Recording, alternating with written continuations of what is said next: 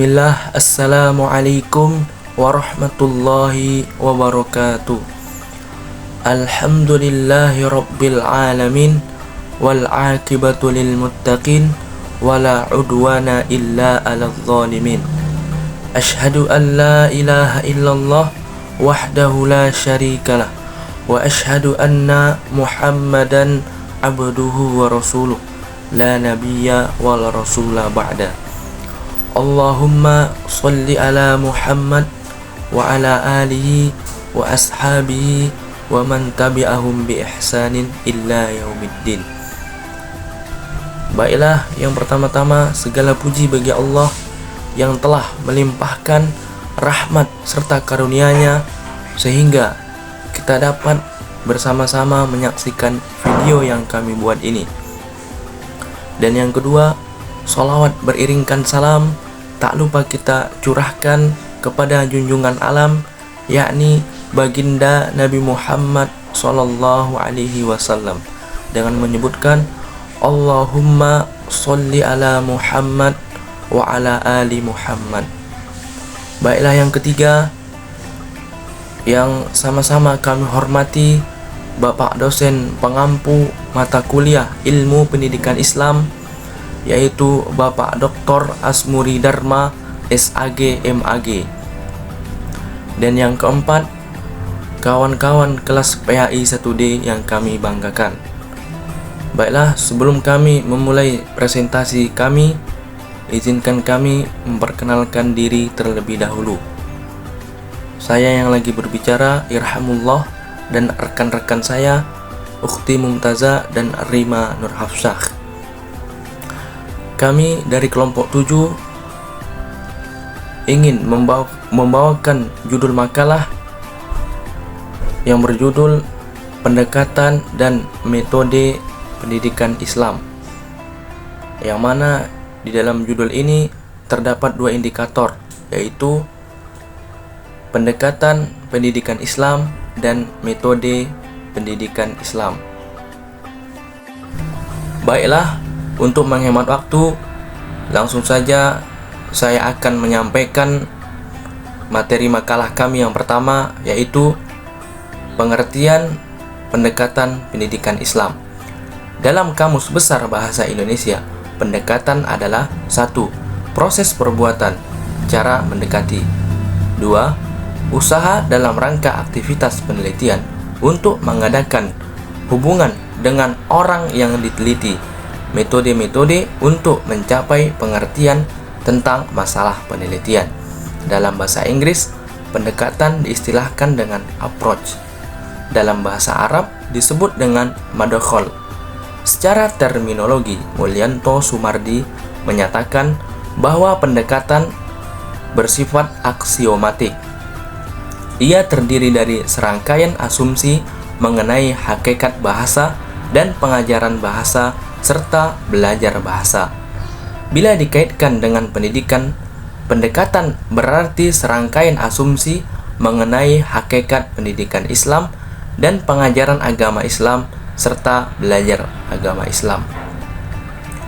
Menurut Ramayulis dan Samsul Nizar mengemukakan, pendekatan merupakan pandangan falsafi terhadap subjek mater yang harus diajarkan dan selanjutnya melahirkan metode belajar. Menurut Samsul Rizal dalam bukunya Ilmu Pendidikan Islam, bahwa pendekatan terbagi menjadi 6 bagian. Yang pertama, pendekatan pengalaman.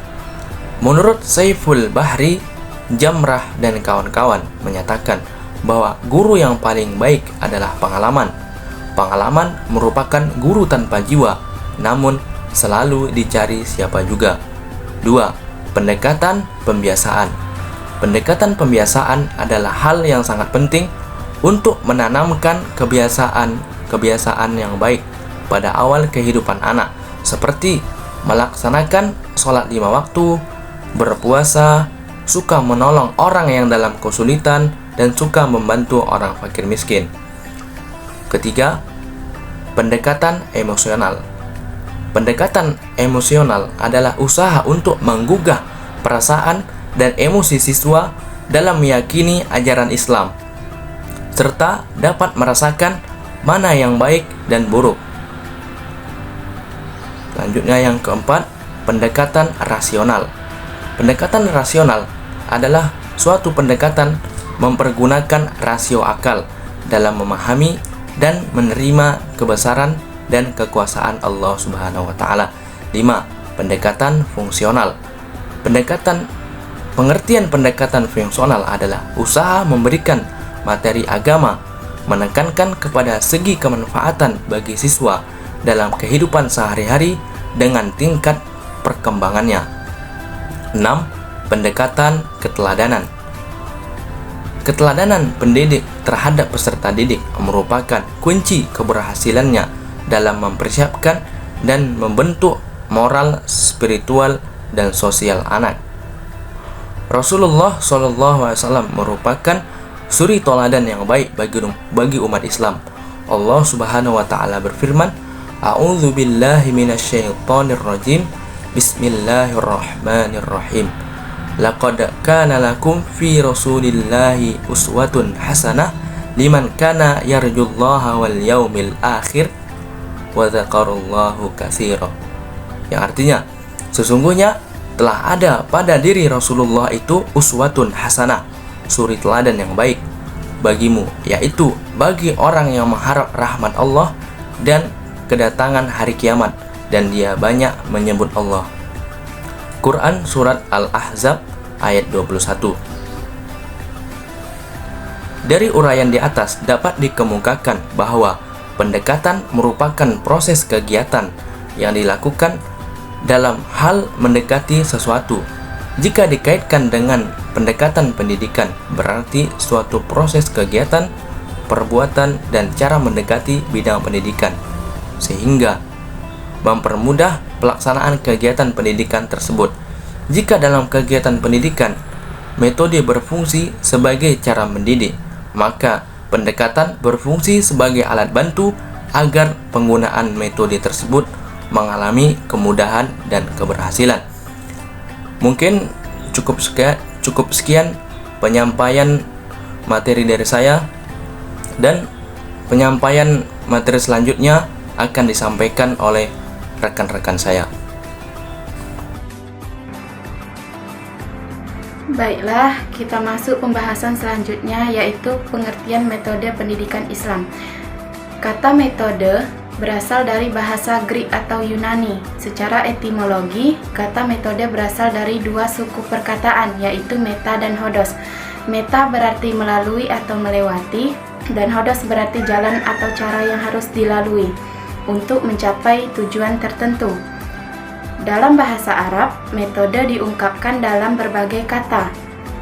Terkadang digunakan kata at-thariqah, manhaj, dan al-wasilah. At-thariqah berarti jalan, manhaj berarti sistem, dan al-wasilah berarti perantara atau mediator. Dengan demikian, kata Arab yang dekat dengan metode adalah at-thariqah, sebagaimana yang dikutip oleh Muhammad Nur Syam. Secara teknis menerangkan bahwa metode adalah 1. Suatu prosedur yang dipakai untuk mencapai suatu tujuan. 2. Suatu teknik mengetahui yang dipakai dalam proses mencari ilmu pengetahuan dari suatu materi tertentu. Yang ketiga, suatu ilmu yang merumuskan aturan-aturan dari suatu prosedur.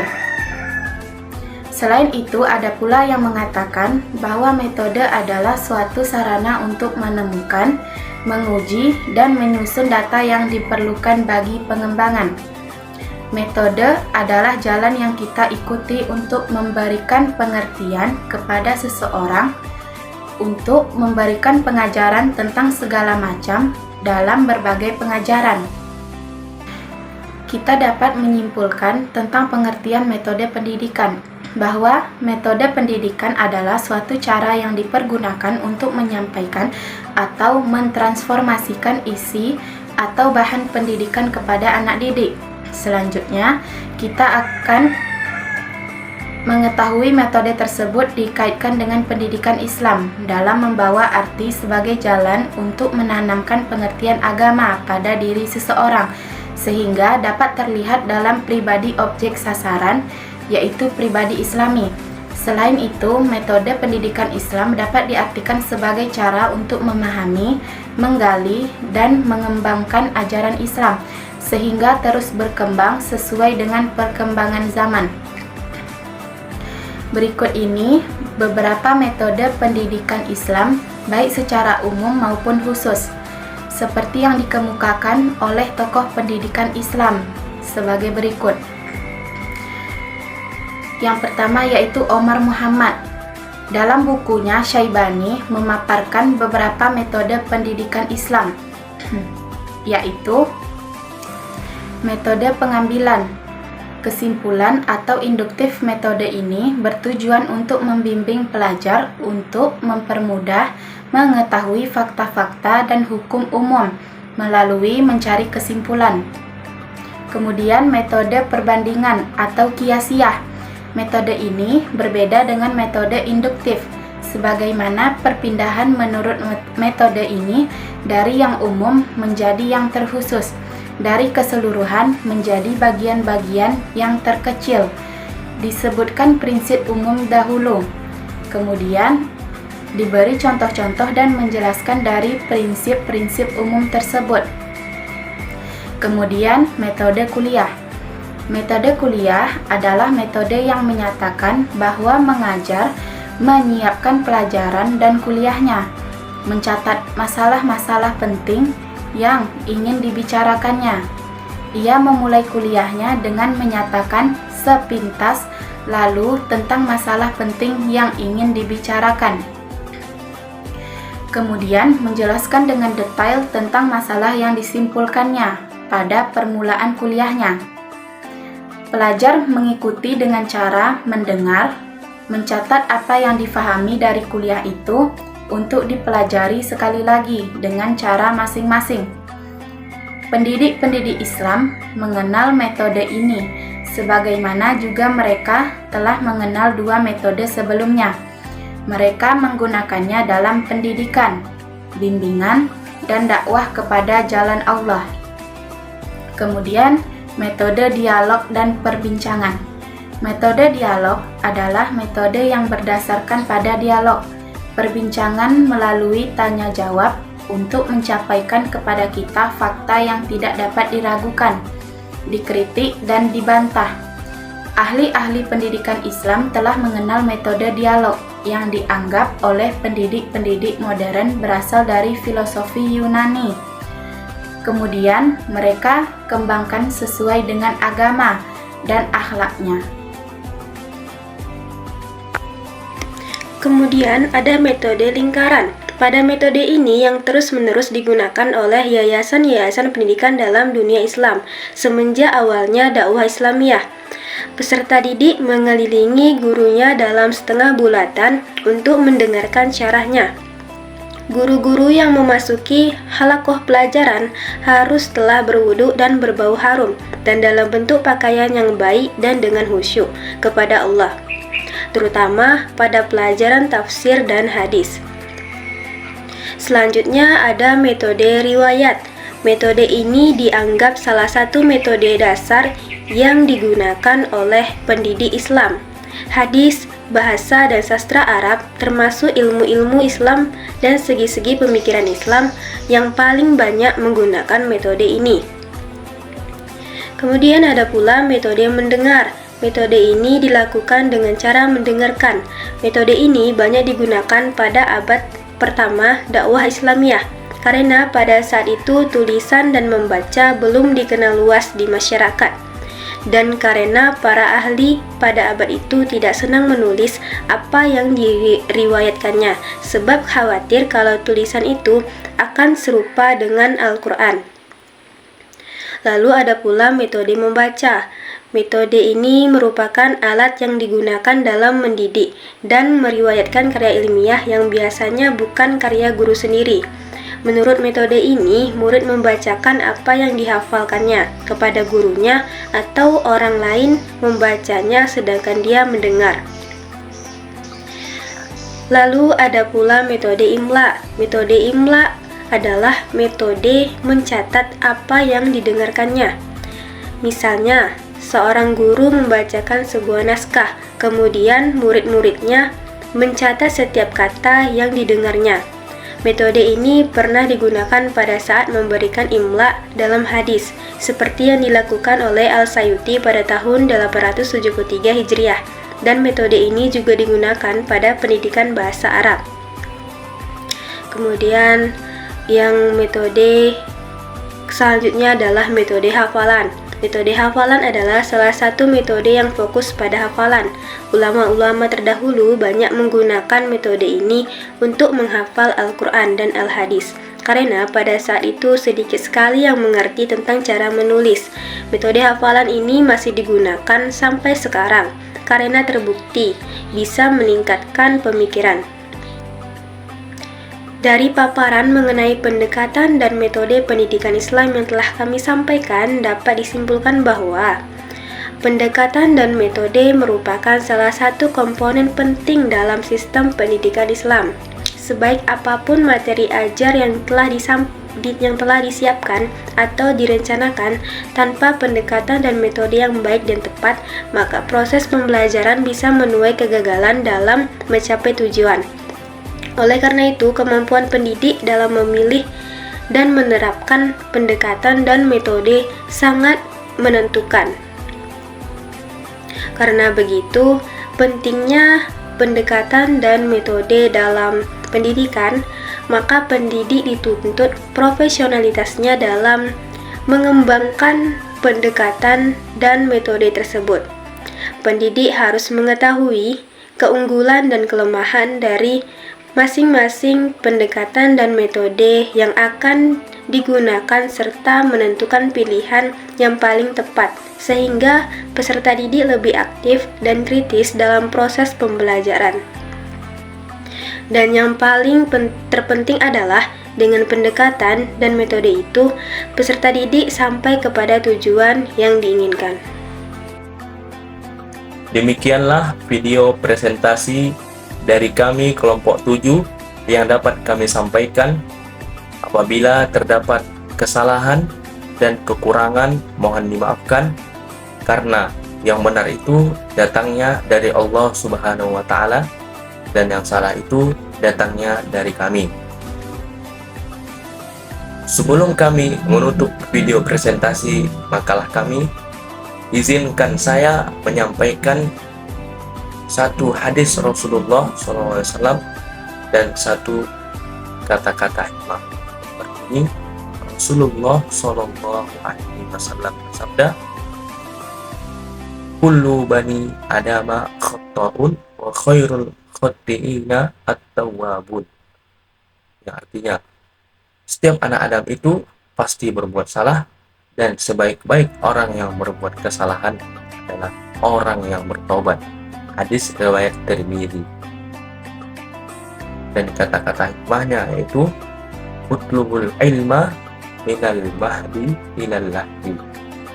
Artinya, tuntutlah ilmu dari buayan hingga dia lahat. Maksud dari kata-kata hikmah ini adalah kita dalam menuntut ilmu itu tidak mengenal yang namanya batasan waktu dan usia. Dan juga kami berterima kasih kepada kawan-kawan semuanya yang telah menyaksikan video presentasi yang kami buat ini. Semoga bermanfaat untuk kita semua, karena Rasulullah SAW bersabda, "Khairun nas anfa'uhum linnas." Sebaik-baiknya manusia adalah manusia yang bermanfaat bagi manusia lainnya. Demikianlah video presentasi yang dapat kami sampaikan. Kurang lebihnya mohon dimaafkan. Wabillahi taufiq wal hidayah. Akhirul kalam. Assalamualaikum warahmatullahi wabarakatuh.